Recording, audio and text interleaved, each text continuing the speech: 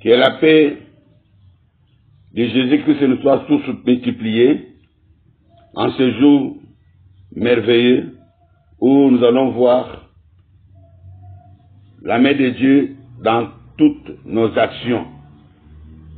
Et raison pour laquelle nous voulons lire le passage de 1 Jean, chapitre 5, versets 14 à 15.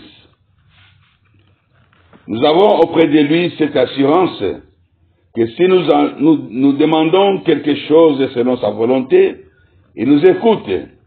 Et si nous savons qu'il nous écoute, quelque chose que nous demandions, nous savons que nous possédons la chose que nous lui avons demandée. Oui, bien-aimés, ce passage est d'une grande importance, d'une importance capitale dans la vie des enfants de Dieu, parce qu'un enfant de Dieu sous-attend une vie de prière. C'est la prière qui nous met en contact direct avec notre Père. Parce que prier, c'est entrer en contact avec Dieu. Et prier, c'est demander. Ici, on nous fait voir, dans ce passage,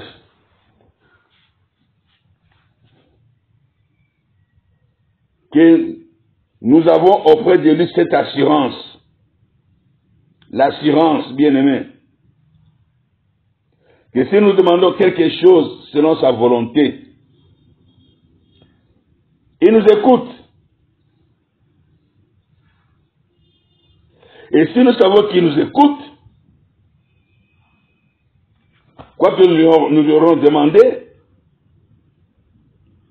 nous savons que nous possédons la chose que nous lui avons demandée. Ça, c'est, pour dire, l'assurance dans la prière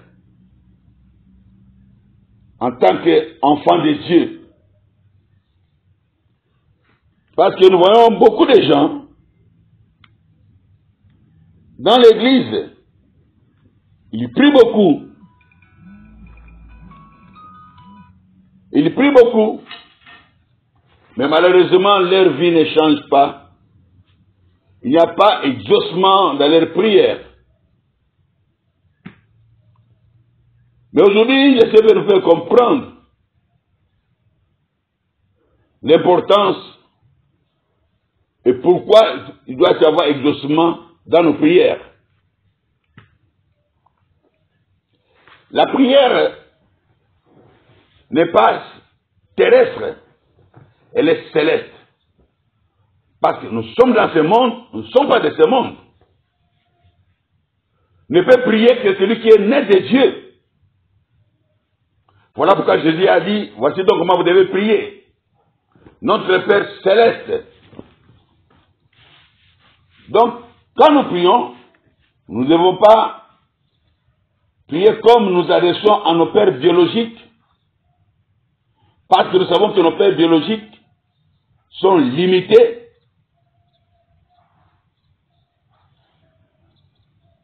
Le Père céleste n'est pas limité. Nos pères biologiques, eux aussi, ils ont besoin du secours, de l'aide du Père céleste. Mais par contre, le Père céleste, lui, il est capable en tout. Il peut tout. Voilà pourquoi nous l'appelons l'omnipotent. Il sait tout. Voilà pourquoi on l'appelle l'omniscient.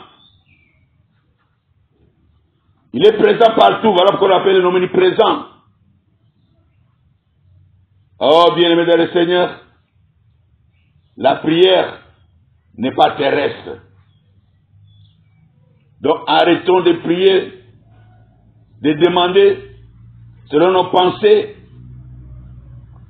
Arrêtons de prier, de demander selon notre instruction terrestre, selon notre imagination. C'est peine perdue, bien-aimé.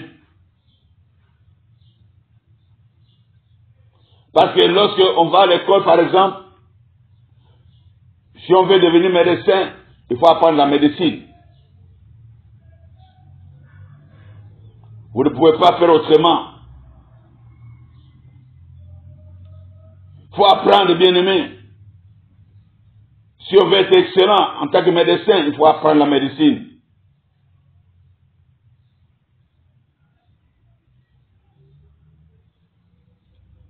C'est comme ça, bien-aimé, Jésus nous dit, dans Matthieu chapitre 11, verset 29, recevez mes instructions, apprenez de moi. C'est comme ça qu'on aura la paix du cœur. C'est comme ça qu'on sera assuré. Si on apprend de Jésus, si on reçoit ses instructions, on peut être assuré qu'il fera sa part de nous répondre convenablement à son temps et par le moyen qui lui plaît. Mais il va répondre. C'est une assurance. Donc, l'assurance de la prière, bien-aimé, ne peut venir que lorsque un chrétien fait la volonté du Père, comme nous venons de le lire. Il dit ceci. Nous avons près de lui cette assurance que si nous demandons quelque chose selon sa volonté, la volonté, oh bien-aimé, la parole de Dieu nous dit dans Matthieu, comme les autres chapitre 6, la Bible nous dit, dans la prière de notre Père, à partir du verset 9, c'est de 9 à 13, quand vous lisez ce passage-là, la Bible déclare que ta volonté soit faite sur la terre comme au ciel. Bien-aimé, la volonté de Dieu, c'est ce que Dieu dit au ciel, qui doit se faire sur la terre. C'est ce que Dieu dit. La volonté de Dieu, c'est sa parole. La parole de Dieu, c'est sa volonté. Cela veut dire ceci. Si tu veux bien prier et recevoir, et c'est ce que tu vas recevoir, tu dois connaître la parole de Dieu. Et la Bible nous dit, non, bien sûr, c'est une définition de la prière. Parce que je sais, la première définition, c'est la conversation entre Dieu et l'homme. La deuxième définition, c'est parler à Dieu selon sa parole. Tu ne peux pas prier sans connaître la parole de Dieu. Il n'y a que celui qui connaît la parole de Dieu qui peut parler à Dieu selon sa parole, et non parler à Dieu selon sa coutume, et non parler à Dieu selon la science, et non parler à Dieu selon les pensées de l'homme. Non! On prie à Dieu pour recevoir. Si on parle à Dieu selon sa parole. Donc, quiconque ne connaît pas la parole de Dieu ne saura pas prier et recevoir. Il faut que cette parole soit à nous. Comme la parole de Dieu nous dit dans Jean chapitre 15 verset 7. Si vous demeurez en moi et que mes paroles demeurent en vous, demandez tout ce que vous voudrez et cela vous sera accordé. C'est beau ça, bien-aimé. Si mes paroles demeurent en vous, si nous demeurons en lui, lorsqu'on devient enfant de Dieu, et que les paroles de Dieu demeurent en nous, demandez tout ce que vous voudrez, et cela vous sera accordé, tout, bien sûr, tout, parce que tu demandes selon la volonté de Dieu. Cela veut dire quoi? Cela veut dire qu'il faut quand on demande, il faut être en accord avec la parole de Dieu. Être en accord avec la parole de Dieu. Que ta volonté soit faite sur la terre comme au ciel. Si tu n'es pas en accord avec la parole de Dieu, tu risques de demander la mort de ton patron qui est méchant avec toi. Bien-aimé, tu risques de demander la mort, l'accident de tous les gens qui ont de belles voitures parce que tu es jaloux. Mais celui qui est en accord avec la volonté de Dieu, il va demander pour la gloire de Dieu. Sa demande sera pure. Son intention sera pure. Je répète, son intention sera pure parce que lui demande pour la gloire de Dieu. Dans sa demande, quelle aura la réponse, c'est son Dieu qui sera glorifié. Dieu ne fait rien pour rien.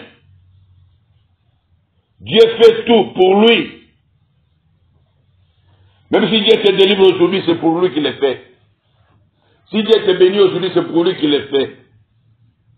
Prenez l'exemple des enfants de Dieu en Égypte. Quand ils sont sortis de l'Égypte, le Seigneur les avait demandé d'aller dans les maisons des Égyptiens, aller prendre de l'or, l'argent, les bijoux, les choses précieuses. Ils sont sortis avec les mains remplies de bénédictions.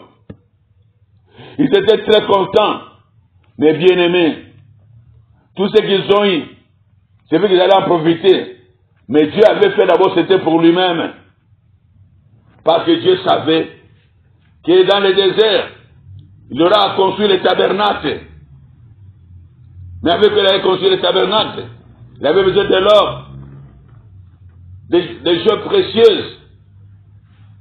C'est pour ça qu'il a mis ça dans les mains de ses enfants, en fait qu'au temps voulu, qu'ils puissent construire le tabernacle. Mais bien aimés, nous voyons là, ils ont eu un don. Ils ont été bénis. Mais Dieu allait être glorifié dans cette bénédiction-là. Alors si tu ne connais pas le Seigneur, si tu n'es pas en accord avec le Seigneur, tu vas faire des choses selon toi. Tu vas demander selon toi. Et ceux qui ne connaissent pas le Seigneur, lorsqu'ils ont eu de l'or, de l'argent, ils ont fait quoi dans le désert? Ils se sont précipités vite pour faire les veaux d'or. Vous voyez bien aimé, quand on ne connaît pas le Seigneur, on demande pour soi. On ne fait pas la volonté de Dieu. On fait sa propre volonté. Voilà pourquoi beaucoup de chrétiens ne réussissent pas, ne reçoivent pas. Les prières ne sont pas exaucées parce qu'ils sont des égoïstes. N'est-ce pas que la Bible nous dit dans Jacques chapitre 4 verset 3, vous demandez, vous ne recevez pas parce que vous demandez mal dans le but de satisfaire vos passions, vos besoins. Oui Seigneur, bien-aimé, nos besoins doivent être en accord avec la parole de Dieu quand nous voulons prier. C'est très important, bien-aimé, dans le Seigneur, de savoir que c'est en accord avec la volonté de Dieu. C'est faire la volonté de Dieu. C'est mettre en pratique la volonté de Dieu lorsque nous prions. Mais il faudrait que cela soit en toi. Comme la Bible dit, dans Jacques 14, verset 23. Puisqu'il m'aime, mon Père l'aimera. Et puisqu'il m'aime, il gardera ma parole. Et mon Père l'aimera. Nous viendrons à lui. Et nous ferons de lui notre demeure. Puisqu'il m'aime, il gardera ma parole. Il aura ma parole en lui. Mon Père l'aimera. Nous viendrons à lui. Nous qui? Le Père, le Fils et le Saint-Esprit. Nous viendrons à lui. Et nous ferons de lui notre demeure, notre maison. Si vous demeurez en moi, que mes paroles demeurent en vous. Bien-aimé, quand les paroles de Dieu demeurent en toi, qu'il devient une puissance La parole de Dieu devient une puissance à toi. C'est ce que la Bible nous dit dans Romains 1, verset 16. Que la parole de Dieu, c'est une puissance de Dieu, l'évangile. Pour quiconque croit. Si tu crois la parole de Dieu, bien-aimé, la parole qui est en toi sera une puissance dans tes prières. Tu verras la gloire de Dieu dans toutes tes prières. Tu verras des réponses dans toutes tes prières. Et tu n'auras pas à douter. Parce que toi, tu seras soumis à cette parole-là. Tu seras soumis à la parole de Dieu. L'homme qui est soumis à la parole de Dieu, après avoir prié, il est sûr et certain qu'il y aura la réponse. Et surtout au temps de Dieu. Je répète bien, il attend la réponse au temps de Dieu. Pas à son propre temps. D'habitude, quand nous prions, nous voulons que Dieu nous donne à notre temps. Parce que nous sommes des fois pressés. Et nous recevons des choses qui viennent de l'ennemi. Et lorsque ça traîne, notre foi baisse et l'ennemi prend la place. Retenez que Dieu donne toujours à temps, jamais avant, ni après. C'est Satan qui donne avant ou après pour te faire du mal. Mais notre Dieu, il donne toujours au temps convenable. Parce que la bénédiction de l'Éternel ne s'accompagne pas avec les chagrins. Si tu es avant, il y aura du chagrin. Si tu es après, il y aura du chagrin. Mais si tu es au temps convenable, tu deviendras une source de bénédiction bien-aimée. C'est très important de comprendre cela. Et c'est très facile à comprendre. Donc, nous voulons dire ceci. Lorsque nous soumettons à la parole, à cette parole qui est en nous, bien-aimés dans le Seigneur, nous recevons au temps de Dieu et par le moyen qui lui plaît. Oui, bien-aimé, quand tu reçois cette parole, tu demandes que une seule parole, sois sûr que Dieu va te répondre par le chemin qu'il voudra. Si tu te demandes si quelqu'un a besoin de l'argent, tu vois que l'argent va venir là où tu travailles. Et pourtant le Seigneur veut toucher quelqu'un qui est en Europe, qui est en Tanzanie, qui est en Afrique du Sud. Il va toucher cette personne pour toi. Et tu attendras seulement le coup de fil. Bien-aimé, face à votre Seigneur, voici le code.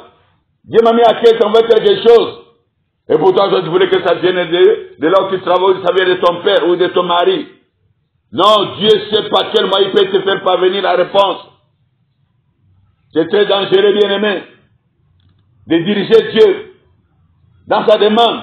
Tu dois prendre la parole de Dieu pour avoir l'assurance que Dieu va répondre et qu'il y aura cela sans chagrin, sans problème. C'est dommage, bien-aimé, parce que la Bible nous dit elle-même, dans Marc 11, verset 24, tout ce que vous demandez en priant, tout, je répète, tout ce que vous demandez en priant, croyez que vous l'avez reçu, et vous le verrez s'accomplir. C'est merveilleux ça, bien-aimé. Tout ce que vous demandez en priant, ne passez pas n'importe qui. Celui qui est en accord avec la volonté de Dieu, celui qui prie selon la volonté de Dieu, celui qui est prêt à mettre en pratique la volonté de Dieu, tout ce qu'il va demander en priant, crois que tu l'as déjà reçu. Croyez et vous le verrez s'accomplir. Tu dois croire. La réponse viendra. Pourquoi j'ai dit cela, bien-aimé? Parce que la parole de Dieu nous dit dans les livres, quel livre? Ah oui, j'ai trouvé. Dans les livres de Nombres 23, et ça doit être au verset 20, chapitre 23, verset 19. La parole de Dieu nous dit, Dieu n'est point un homme pour mentir, ni le fils de l'homme pour se repentir. Ce qu'il a dit, ne le fera-t-il pas? Ce qu'il a déclaré, ne l'exécutera-t-il pas? Donc, quand Dieu a parlé, et si tu pries selon cette parole, c'est ton Père Céleste qui peut te mentir. C'est ton Père terrestre qui peut se repentir de ce qu'il a dit. Mais la parole de Dieu, elle est infaillible.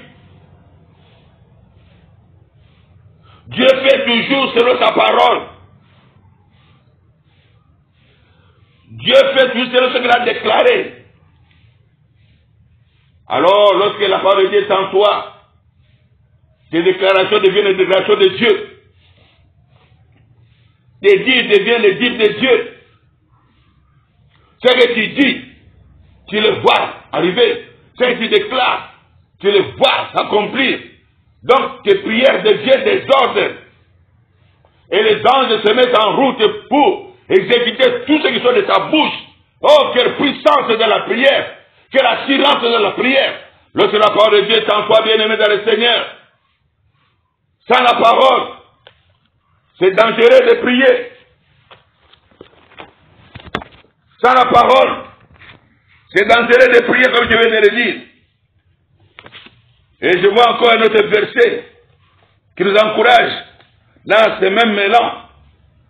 Dans Ésaïe 55, verset 11. Écoutez ce que la Bible nous dit là-bas. C'est très important. Ésaïe 55, verset 11. Ainsi en est-il de ma parole qui sort de ma bouche et ne retourne point à moi sans effet, sans avoir exécuté ma volonté, alléluia, et accompli mes desseins, alléluia. Hey, bien aimé, c'est beau ça. Ainsi en est-il de ma parole, de ma volonté, qui sort de ma bouche. Quand elle sort, elle ne peut jamais retourner, c'est impossible, sans faire son travail, sa mission, sans avoir accompli ma volonté, accompli mes desseins, mes plans, mes projets. Oui, bien aimé dans le Seigneur, la parole de Dieu, c'est une bénédiction pour dans la vie, dans l'enfance de Dieu. Lorsque la parole de Dieu est en toi, tu deviens un commandant. Un commandant. Voilà pourquoi Jésus a dit, tu diras à cette montagne, sors d'ici, jette-toi dans la mer, et cela se fera.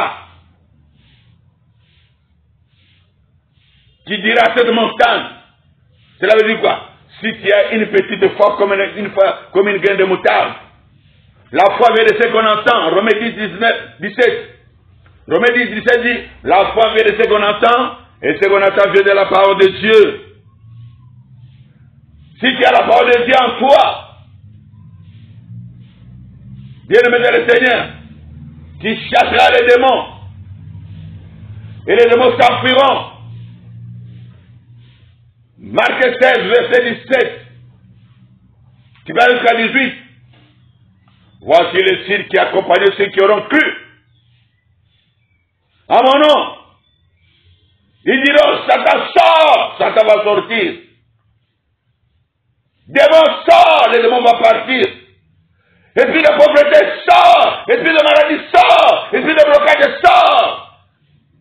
Ils vont partir parce que toi tu connais la parole de Dieu. Qui déclare selon la parole de Dieu qui est en toi. Tu deviens un commandant. Tu ne savais pas que tu étais un commandant. Dieu commande la chose arrive.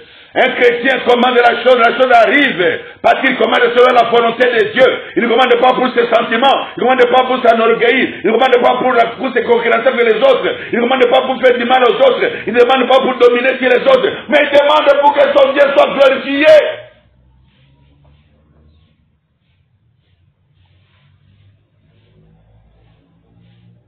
Tu as la puissance de marcher sur toute la puissance de l'ennemi. Parce que toi, tu as la parole.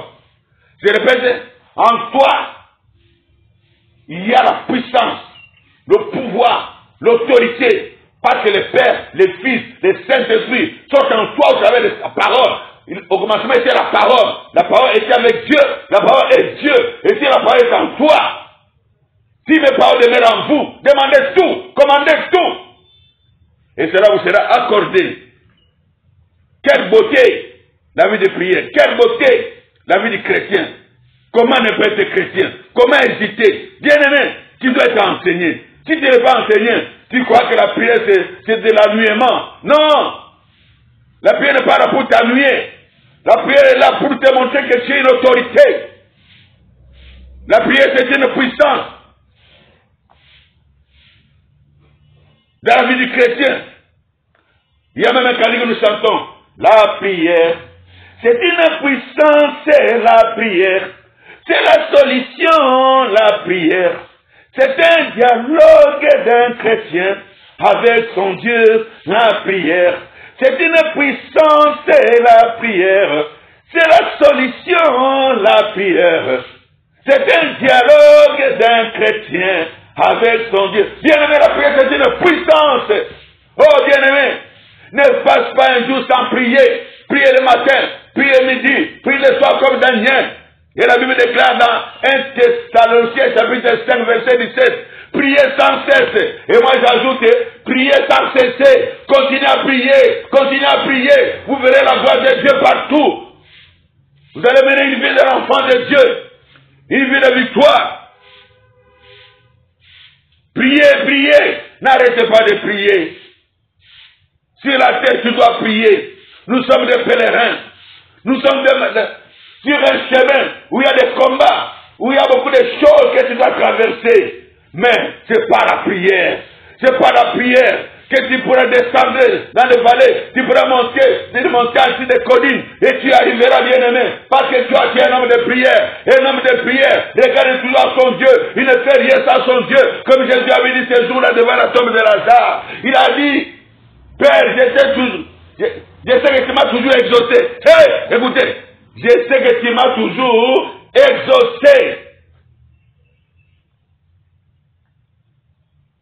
Mais si je te demande, ça vaut de tous ces gens qui me regardent. Jésus a toujours été exaucé. Toutes ces prières ont toujours été exaucées. Jésus a toujours eu l'assurance dans ses prières. Tout ce que Jésus demandait, il ne tâtonnait pas. Il ne tâtonnait pas. Un jour, un frère m'a dit, oh, un jour, Jésus avait tâtonné. Il a dit à l'aveugle, va te laver. L'aveugle revient. Oh, je ne vois pas bien. Jésus a dit encore la deuxième fois. Non, bien-aimé, j'ai dit bien, c'est un enseignement. C'est un enseignement. Il y a beaucoup d'enseignements. Il y a enseignement apostolique là-dedans. Il y a enseignement de délivrance là-dedans. Il y a beaucoup d'enseignements. C'est un enseignement. Tout ce que Jésus disait, tout ce que Jésus faisait, c'était pour nous enseigner. Jésus ne peut jamais tâtonner. Un enfant de Dieu ne peut jamais tâtonner. Un enfant de Dieu, dans ses prières, il prie, il est concis. Il prie, il est précis. Il ne prie pas comme les païens. Parce qu'il sait que dans tout ce qu'il dit, le Père le sait déjà. Lisez Matthieu 6, verset 8. Ton Dieu sait d'avance tout ce que tu veux lui parler. Alors quand tu as été dans les prières, tu sais que mon Père le connaît. Mais je le fais pour qu'il sache que je maîtrise la parole. Et j'ai pris selon cette parole. Et cette parole fait un avec moi. Donc je suis un vrai adorateur. Un vrai adorateur, il fait tout par l'esprit. Il fait tout par la parole. Il dépend de cette parole. Que la main du Seigneur soit sur toi qui écoute cette parole. À partir de maintenant, ma prière, que l'Esprit de Dieu t'assiste pour que monte cette envie, cette grâce d'écouter la parole de Dieu et de marcher selon cette parole. Que la main du Seigneur soit sur toi. Que ta victoire t'accompagne en tout. Au nom de Jésus-Christ, j'ai prié, Père. Amen. Amen.